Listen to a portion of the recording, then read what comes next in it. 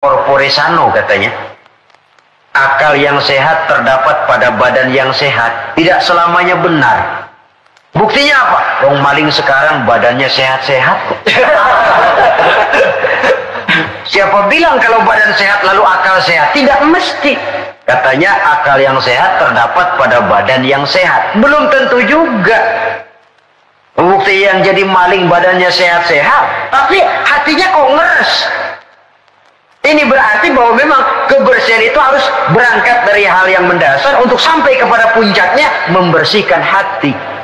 Di situ sumbernya, karena hati sekali lagi merupakan raja dalam kerajaan tubuh manusia. Kalau rajanya sudah angkara murka, kalau rajanya sudah biadab, maka seluruh rakyatnya, anggota badan ini akan mengarah kepada yang biadab juga jadinya. Tetapi lagi-lagi bahwa usaha pembersihan hati ini harus melalui jalan yang telah dicontohkan oleh standar dalam kehidupan beragama, yaitu Nabi kita Muhammad Sallallahu Alaihi Wasallam. Itu saja patokannya. Beliau sholat, kita sholat. Beliau puasa, beliau puasa. Beliau zakat, kita zakat. Jadi kalau orang sudah mengaku hatinya sudah bersih, tahu segala apa saja, tapi nggak sholat, wah nggak cocok sama standar, nggak usah diikutin kan gitu toh. Jadi ada barometer. Oh ngakunya Mbak Ano, pinter Ano, tahu keadaan orang. Puasa nggak Ramadan? Kagak, nggak cocok sama standar. Nggak cocok sama standar. Itu saja. Gampang kok, kita punya barometer, ada ukuran. Kalau orang sekarang ini gampang dikelecehin sih. Apalagi dia nggak punya standar, udah telap bener dah. Saudara hadirin yang saya hormati, standar dalam kehidupan beragama tidak lain baginda Nabi. Taruhlah kita belum bisa ikut sholat seperti sholatnya beliau. Taruhlah belum bisa sabar seperti sabarnya beliau. Taruhlah belum bisa melaksanakan tahajud seperti tahajudnya beliau. Tetapi yang belum bisa dicontoh seluruhnya kan tidak perlu ditinggal semuanya.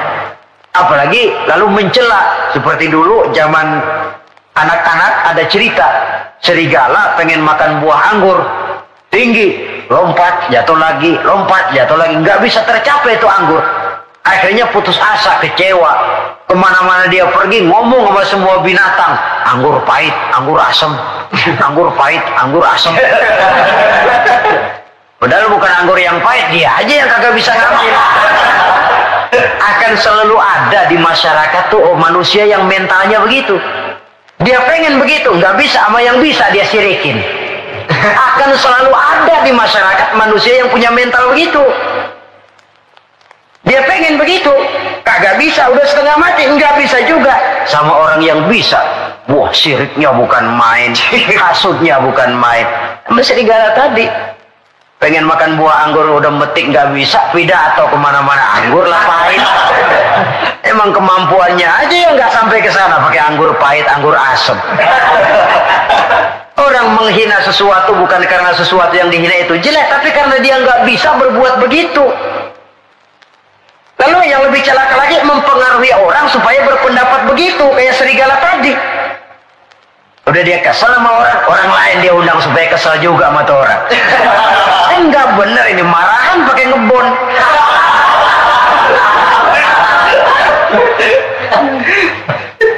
Akan selalu ada di tengah masyarakat orang yang punya mental yang disebut rationalization itu, rationalization. Penyakit kejiwaan itu sebenarnya. Dia pengen punya televisi, setengah mati, nggak bisa juga. Tetangganya bisa duluan, habis dia katain. Emang dia miara tuyul. Sudah macam-macam. Saudara hadirin yang saya hormati, jadi sekali lagi kita berangkat dari standar. Kalau sama dengan standar, mari kita ikuti. Kalau tidak sama dengan standar, berpikirlah lebih jauh lagi. Karena agama ini ajarannya jelas, yang jadi contoh dalam pelaksanaannya juga jelas. Jangan dalam kejelasan lalu kita cari yang remeng-remeng dan samar-samar. Apalagi di zaman dimana orang sekarang mudah kehilangan pegangan hidup. Dalam kondisi kalut, nyari pegangan. Ya orang kalau lagi hanyut di kali, rumput juga dia pegangin. Dia tahu rumput lemah, nggak akan kuat nahan bobot badan yang berat. Tapi karena lagi perlu, tahu dia pegang juga. Ini kan cermin dari jiwa manusia. Dalam keadaan goncang, dia perlu pegangan. Ya untung kalau ketemu yang baik. Kalau enggak, sepegang-pegangnya. Saudara hadirin yang saya hormati, jadi dengan demikian, kita ambil kesimpulan. Pertama, Islam agama yang sangat memperhatikan kebersihan. Baik itu kebersihan zahir, lebih-lebih lagi kebersihan batin. Yang kedua, dalam Islam kita berjalan menuju zat yang maha bersih. Karenanya harus bertolak dari kebersihan. Yang ketiga, kebersihan diawali dengan hal yang paling mendasar, kebersihan pribadi. Lalu nanti kalau sudah mengarah kepada anggota badan, itu sudah termasuk menjaga kebersihan kolektif, bermasyarakat. Artinya, kalau anggota badan kita sudah terpelihara dari perbuatan dosa, artinya kan kita sudah menjaga diri, jangan sampai merugikan orang lain. Jangan sampai membuat onar di masyarakat. Jangan sampai menimbulkan kerugian kepada sesama. Itu sudah mengarah kepada dampak kehidupannya dalam masyarakat. Kalau yang pertama tadi, tingkat kebersihan pertama, individu bersih dari hadas kecil dan hadas besar. Nah, yang kedua, tatkala bersih anggota badan dari perbuatan dosa, ini sudah mengarah kepada menjaga ketenangan dalam masyarakat. Ya, masyarakat kita, yang petani, masyarakat petani, yang pedagang, masyarakat pedagang, yang mahasiswa, masyarakat mahasiswa, yang politikus, masyarakat politikus, yang seniman, masyarakat seniman, masing-masing pihak menjaga anggota badan dari perbuatan yang bisa berbuat dosa. Itu sudah termasuk menjaga kemaslahatan dan keselamatan bersama. Nah, kalau sudah sampai kepada puncaknya, pembinaan pribadi, pembersihan hati dari sifat-sifat yang tercela. Kemudian menghiasinya dengan sifat-sifat yang terpuji untuk mencapai satu makom yang tinggi di hadapan Allah Subhanahu wa ta'ala. Saudara kaum muslimin rahimakumullah, sesungguhnya manusia diciptakan oleh Allah Subhanahu wa ta'ala hanya untuk satu tujuan, yaitu melaksanakan ibadah kepada Allah dalam pengertian seluas-luasnya. Ini dijelaskan dalam satu ayat Quran, "Wa ma khalaqtul jinna wal insa illa liya'budun." Dan tidaklah aku ciptakan jin dan manusia melainkan hanya untuk melaksanakan ibadah kepadaku. Selanjutnya, kita hanya bisa melaksanakan ibadah kalau kita melaksanakan toharoh atau bersuci. Dan kita hanya bisa melaksanakan toharoh atau bersuci kalau kita memperhatikan tentang nazafah atau kebersihan. Maka agama Islam sangat memperhatikan tentang kebersihan ini. Bukan saja ia merupakan pokok dari kesehatan, tapi juga dianggap merupakan bagian daripada nilai iman seseorang. Sehingga Nabi mengatakan, "An-nazafatu minal iman." Kebersihan itu adalah bagian daripada iman. Imamul Ghazali rahimahullah membagi tingkat kebersihan itu dalam 4 tingkat besar. Pertama, oleh beliau dinamakan tathhiruz zahir anil ahdasi wal akhbas. Membersihkan sesuatu yang zahir daripada hadas dan kotoran-kotoran. Membersihkan badan yang zahir. Ini merupakan prasyarat agar kita bisa toharoh, dan toharoh merupakan unsur penunjang untuk melaksanakan ibadah. Sesuatu yang barangkali kita anggap soal sepele, kecil, tapi akan menentukan hal-hal yang besar. Kalau saudara toharohnya tidak betul, maka berarti tidak akan bisa melaksanakan ibadah kepada Allah. Padahal ibadah merupakan tujuan daripada penciptaan makhluk bernama manusia ini. Membersihkan diri dari hadas dan kotoran-kotoran. Saudara-saudara kaum muslimin yang berbahagia. Tingkat yang kedua, tathhirul jawarih anil jaraimi wal atham.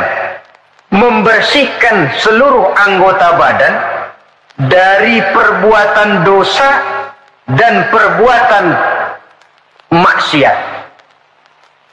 Membersihkan anggota badan, membersihkan tangan, membersihkan kaki, membersihkan lidah dari perbuatan yang mengandung dan mengundang dosa.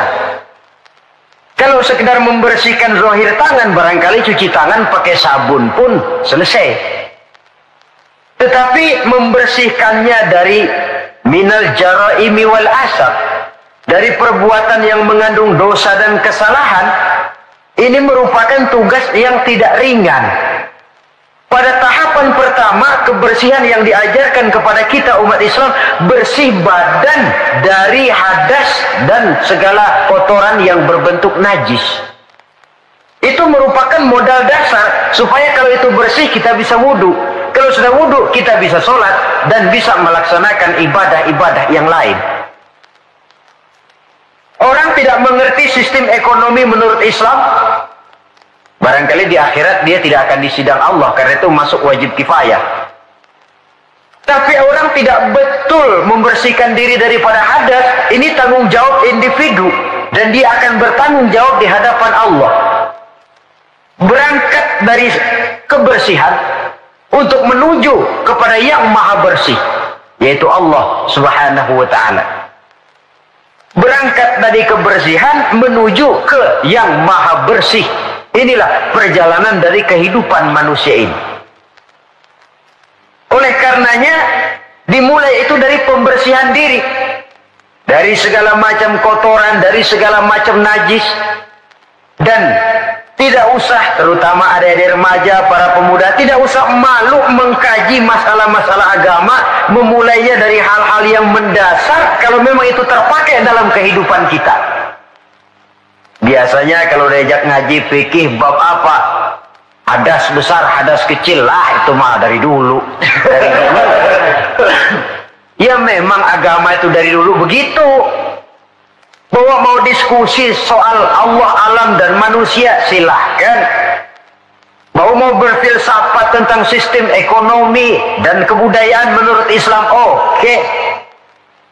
Tetapi hal-hal yang mendasar dan terpakai dalam kehidupan sehari-hari jangan dianggap remeh, karena banyak hal-hal kecil yang kita remehkan pada akhirnya menjelimet jadi urusan besar yang mencelakakan kita. Semuanya, gedung yang paling tinggi pun selalu mulai dari pondasi dan lantai dasar. Tiang yang paling tinggi sekalipun mulainya rendah dulu. Begitulah kehidupan beragama yang besar ini dimulai dari kebersihan. Sampai Imam Ghazali memuat satu hadis dalam kitab Ihya beliau, buniyad dinu 'alan nazafah. Agama ini dibangun di atas kebersihan. Nah, kebersihan apa? Pertama, kebersihan zohir. Jadi badan kita ini bersih dari ketempelan najis, dari ketempelan hadas yang bisa menghalangi kita bersuci. Dan tanpa kesucian itu akan menghalangi kita untuk melaksanakan ibadah kepada Allah. Nah, kalau itu sudah bersih, naik kepada kebersihan yang kedua sekarang. Lebih bersifat filosofis, tathhirul jawarih. Kalau badan sudah bersih dari kotoran-kotoran yang kelihatan, sekarang bersihkan anggota badan dari kotoran yang nggak kelihatan. Apa itu? Dosa, kesalahan. Dosa itu kan bakal jadi daki. Tahu daki? Yang kalau sudah berkarat dalam hati akan menjadi dinding yang membentengi dan membatasi kita dengan Allah. Apakah Allah jauh dari manusia? Tidak. Apakah Allah membatasi hubungan dengan manusia? Tidak. Yang membatasi manusia sendiri berupa lapisan-lapisan dosa yang dia kerjakan. Makin banyak dosanya, makin tebal dinding antara dia dengan Tuhannya. Dalam kondisi begitu, doa udah jauh banget dikabulin. Jadi kalau sudah berangkat dari kebersihan badan, melangkah yang kedua, anggota badan bersihkan dari kotoran yang nggak kelihatan. Apa itu? Anil jaraim, dari perbuatan dosa. Tangan bersihkan. Makanya tidak cuma sekedar lewat itu, lewat wudhu saja kita sudah diajarkan toh. Ketika membasuh dua tangan di awal wudhu, Allahumma inni as'alukal yumna wal barakah wa a'udzubika minasyu'mi wal halakah.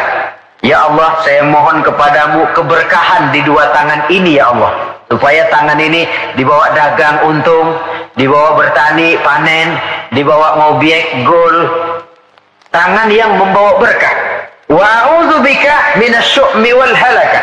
Saya berlindung kepadamu ya Allah, jangan sampai tangan ini membawa bencana dan kesialan dan kerusakan. Tangan panas namanya. Dewana nempodan mati, pakai ngobek bantet, pakai nempereng orang mati, tangan sial. Itu saja sudah mengarah kepada kebersihan dari kotoran-kotoran yang tidak kelihatan. Saudara-saudara dewasa ini, manusia disibukkan oleh masalah pencemaran lingkungan hidup. Sehingga nampaknya benar-benar sudah gawat. Dunia ini satu wujud yang kecil ketimbang planet-planet lainnya, planet bumi kita ini. Dan kita bersyukur bahwa oleh Allah kita ditempatkan di bumi yang memberikan kita apa yang kita perlukan. Coba kalau kita tinggal di bulan atau di Mars, unsur penunjang hidup kan tidak ada di sana. Jangankan untuk mengembangbiakkan keturunan, untuk melangsungkan kehidupan saja sudah sulit. Bumi yang kita tinggali ini, planet dunia ini, pada dasarnya memenuhi apa yang dibutuhkan oleh manusia. Air untuk minum, tumbuh-tumbuhan untuk bernaung, untuk dimakan, hewan dan sebagainya. Tapi setelah masuknya era industri dan pemakaian alat-alat modern, mulai terjadi penyalahgunaan berbagai sumber daya alam, lalu terjadilah apa yang disebut pencemaran alam. Orang mulai cemas, orang mulai bingung, orang mulai panik bahkan di sebagian tempat. Ini apa ini? Berangkat dari tingkat kesucian yang kedua. Suci anggota badannya dari perbuatan dosa. Saudara hadirin yang saya hormati, hilangnya keseimbangan alam akan merugikan manusia. Dahulu ketika kita menghadapi musim banjir, orang bilang kepada saya, banjir Pak. Saya bilang iya. Tapi saya pikir-pikir bukan salah orang kok, salah air. Bukan salah air, saya bilang, salah orang. Salah orang bagaimana Pak? Iya, tempat air ditempatin. Giliran yang punya tempat datang nggak ngerti tempat gue lo kenapa di sini. Terjadilah yang namanya banjir. Artinya apa ini? Pemanfaatan dan penata kotaannya yang tidak terarah sehingga menyebabkan hilangnya keseimbangan alam. Bumi tercemar, udara tercemar, air tercemar, tumbuh-tumbuhan tercemar, kemudian hewan ikut kena yang namanya pencemaran. Ini akibat apa? Akibat ulah daripada manusia juga. Apa sih yang menyebabkan orang lalu tidak bisa menahan diri sehingga menimbulkan dampak negatif yang merugikan manusia itu sendiri? Saya lihat pertama sifat rakus, tamak bin serakah. Sifat tamak dan rakus ini kan sering mendorong orang untuk menghalalkan segala macam cara. Dia rela menari di atas mayat orang lain. Dia mau senyum di atas tangisan orang lain. Dia mencari bahagia di atas penderitaan orang lain. Mengikuti sikap tamaknya akhirnya rakus, menghalalkan segala macam cara. Tidak terikat lagi oleh yang namanya nilai, norma, dan kaedah-kaedah yang harus dihormati. Perlu menipu, ya nipu. Perlu meras, ya memeras. Perlu membohongi orang, ya membohongi orang. Sikap tamak cenderung mendorong orang untuk menguras sumber daya alam, sehingga alam lalu kehilangan keseimbangannya. Ketika terjadi musibah, sasaran utama tentu manusia sendiri. Karena tamak, orang nggak sanggup lagi menjaga anggota badannya. Tangan seambil-ambilnya, mulut seomong-omongnya, mata selihat-lihatnya, mulut semakan-makannya, perut seisi-isinya. Tidak lagi selektif. Sedangkan kita orang Islam ini umat yang selektif.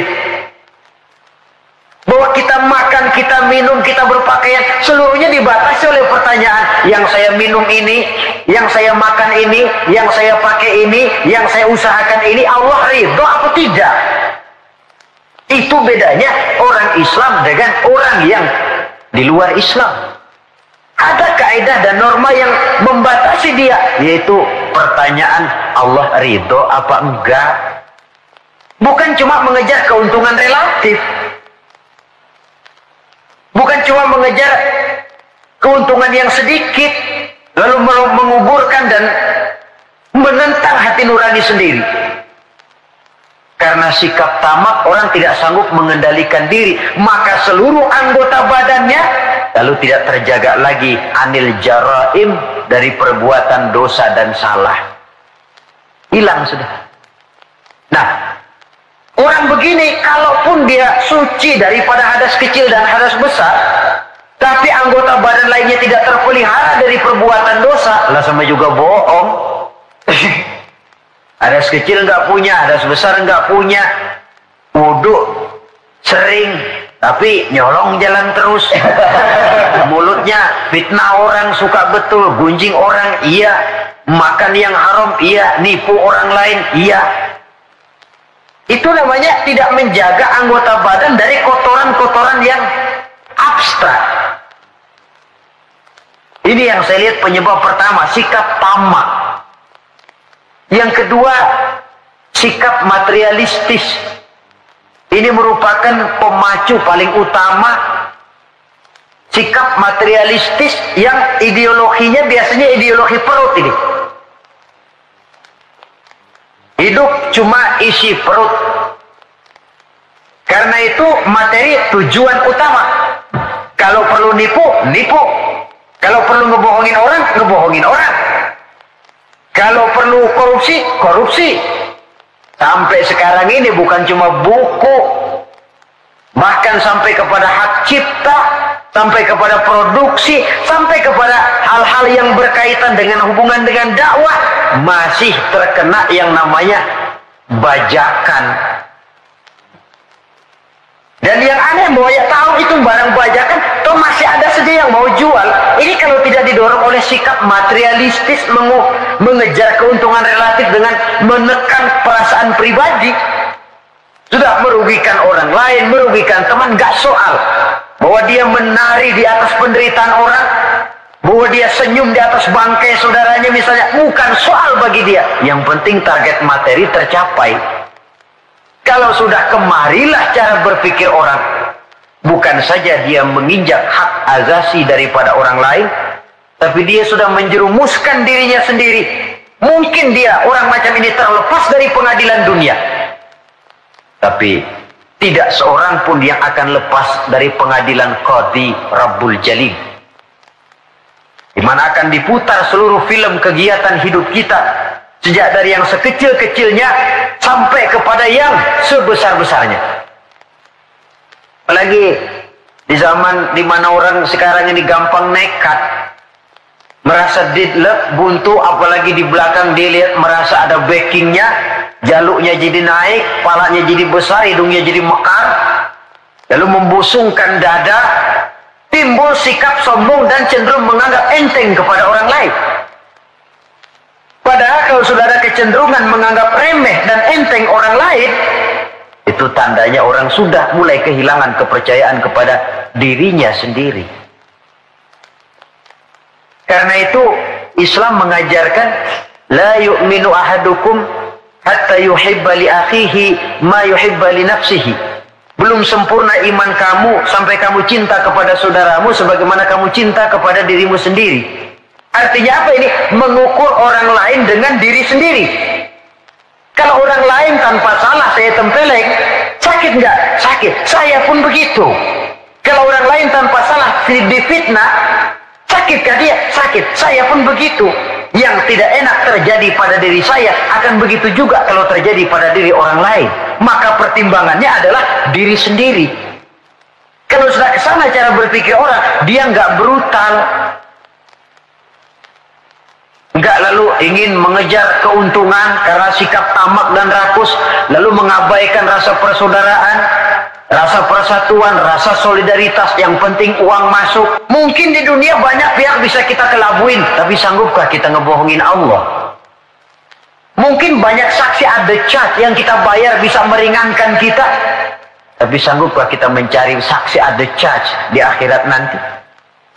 Keyakinan semacam ini yang membatasi pola dan gaya seorang muslim dalam menjalani kehidupan. Dia berupaya menjaga kebersihan, setelah kebersihan badannya, kebersihan anggota badannya dari perbuatan yang mengundang salah dan dosa. Setelah sikap materialis, saya lihat lagi yang mendorong orang tidak sanggup mengendalikan diri dan menjaga diri dari kotoran tadi. Apa?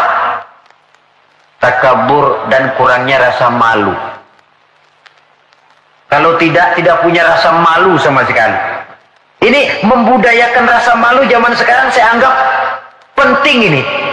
Di saat nilai bergeser, prinsip orang sekarang sudah prinsip itu cuek sih. Kenal cuek? Cuek kenal gak? Sebodoh teing sama orang lain. Malah ada pepatah Arab yang saya lihat banyak dipakai orang sekarang. Bul ala zamzam fatu'araf katanya. Kencingi air zam-zam nanti kamu terkenal. Artinya kalau pengen terkenal bikin yang aneh-aneh. Sumur zam-zam dikencingin, tuh bakal terkenal seluruh dunia. Orang kenal, gila benar tuh punya sumur zam-zam dikencingin. Terkenal tapi terkenal nggak benarnya. Nah orang nggak peduli benar apa nggak benar, yang penting terkenal dulu. Istilahnya biar tekor asal nyohor. Artinya kalau pengen cepat terkenal, bikin yang aneh-aneh. Pakaian yang aneh-aneh, rambut yang aneh-aneh, gaya jalan yang aneh-aneh, cara bergaul yang aneh-aneh. Makin dianggap aneh, makin cepat terkenal. Kalau dulu kita dianggap aneh kan malu, risih rasanya, riskan. Orang ngapa sih kamu pada ngeliatin gua, ada yang gak beres apa? Sekarang malah sengaja dicari yang paling aneh dan demonstratif.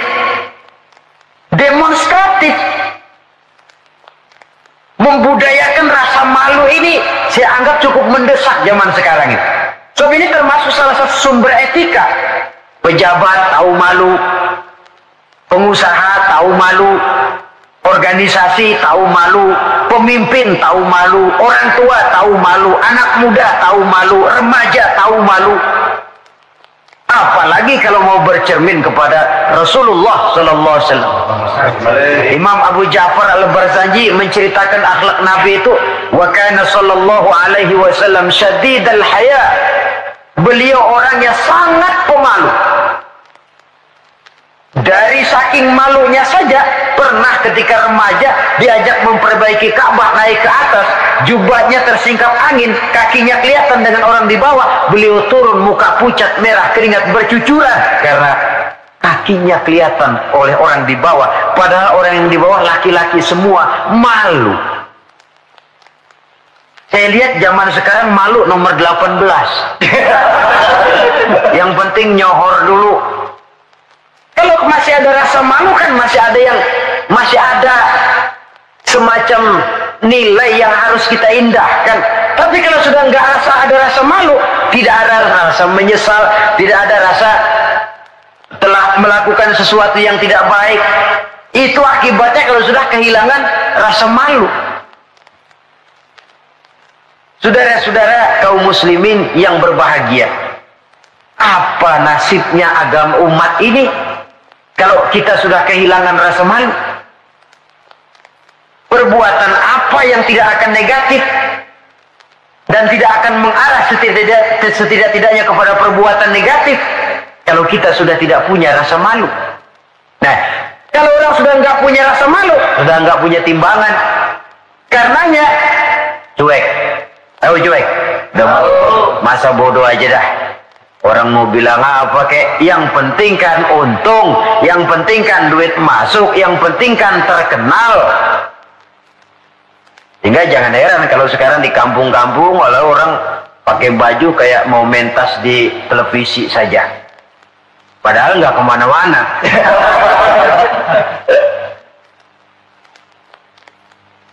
Jadi korban daripada yang namanya mode. Memang mode itu nggak bisa, namanya mode siapa yang bisa ngelarang.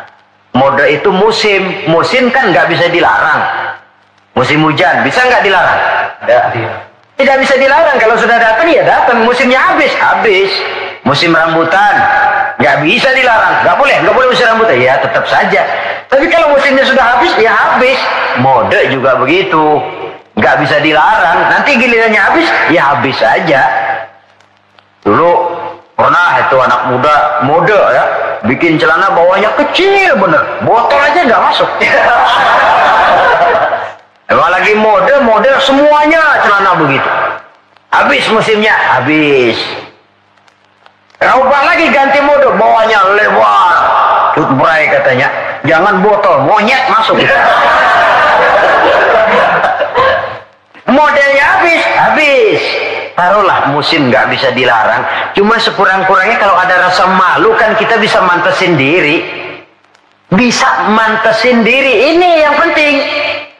Sehingga halakam ru'un lam ya'rif qadrahu, kata orang. Celaka orang kalau nggak tahu kedudukan harga dirinya. Saya ini siapa, tinggal di mana, bawa gaya macam itu pantas apa enggak? Saya ini dagang, teman saya juga dagang. Kalau dengan cara begini wajar apa enggak? Bagaimana masa depan daripada kekompakan, kesatuan dan persatuan? Dia pencipta, ini pencipta. Kalau saya jiplak hak ciptanya, bagaimana nantinya? Tahu diri, lalu ada ukuran, timbul rasa malu. Nah kalau sudah ke sana, sikap menghormati orang lain, lalu pun timbul karenanya membudayakan rasa malu. Sebab syarat jadi orang kalau punya malu, nggak punya malu kurang syarat jadi orang. Saudara-saudara kaum muslimin yang berbahagia. Nah, karena nggak ada rasa malu, anggota badan sudah nggak terkontrol sudah. Dia punya kaki, dia punya tangan, dia punya panca indera lah. Tidak terjaga anil jaraimi wal asam, baik dari kotoran yang zahir maupun kotoran yang batin. Sekarang coba tengok. Bumi yang kita tinggali ini, yang sekarang konon dilanda oleh pencemaran. Apa unsur penyebabnya? Macam-macam. Pertama, areal yang tadinya untuk sawah, perkebunan dicaplok. Dijadikan daerah perkotaan untuk membangun pabrik, industri dan sebagainya. Jalan dan sebagainya. Akibatnya kan hilang keseimbangan. Apalagi kalau penataannya semrawut. Lalu apalagi terjadinya limbah logam, terjadinya radiasi, percobaan nuklir walaupun di bawah tanah. Contoh yang paling dekat sajalah misalnya pabrik batu baterai. Itu kan limbahnya dia buang ke sungai. Lalu sungai itu kan airnya meresap. Kalau tidak dimakan ikan, limbahnya itu ya dihisap oleh tumbuh-tumbuhan. Nah, dari beberapa penyelidikan kemudian ternyata bahwa banyak tumbuh-tumbuhan menyimpan racun dari sebab radiasi tadi. Dan tumbuhannya atau hewannya nanti dimakan oleh manusia. Akibatnya akan kembali kepada manusia itu sendiri.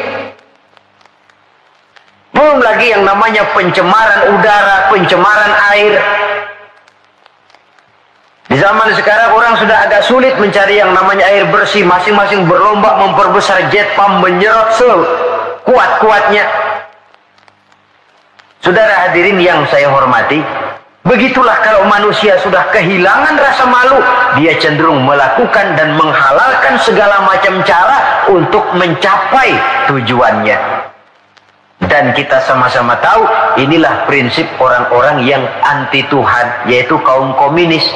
Asal tujuan tercapai, cara apapun saja halal. Dan kita tidak diajarkan semacam itu. Tingkat kebersihan yang ketiga, menurut Al-Imamul Ghazali, tathhirul qalbi 'anil akhlaqil mazmumah. Menjaga kebersihan hati dari akhlak yang tercela. Ini sudah tingkat yang lebih tinggi lagi. Kita tahu bahwa tubuh manusia ini bisa kita ibaratkan seperti kerajaan. Yang menjadi raja adalah hati, sementara seluruh anggota badan cuma sekedar prajurit pelaksana. Itu sebabnya dalam satu hadis dikatakan oleh baginda Nabi, ala inna fil jasadi mudghah, iza salahat salahal jasadu kulluh, wa iza fasadat fasadal jasadu kulluh, ala wahiyal qalbu. Ketahuilah bahwa dalam tubuh manusia ada segumpal daging. Kalau daging itu baik, seluruh tubuh akan menjadi baik. Kalau daging itu rusak, seluruh tubuh akan ikut menjadi rusak. Dan daging itu tidak lain adalah hati. Hati adalah komandan, jenderal. Sementara seluruh anggota badan yang lain merupakan prajurit pelaksana yang hanya patuh kepada komando jenderal. Kaki hanya bergerak kalau hati bilang jalan kau. Tangan hanya bergerak kalau dikomandoi oleh hati. Maka kalau hati baik, seluruh anggota badan akan mengarah kepada yang baik. Tapi kalau hati rusak, anggota badan akan mengarah kepada yang rusak juga. Tapi ini lalu tidak berarti orang harus berpikir terbalik.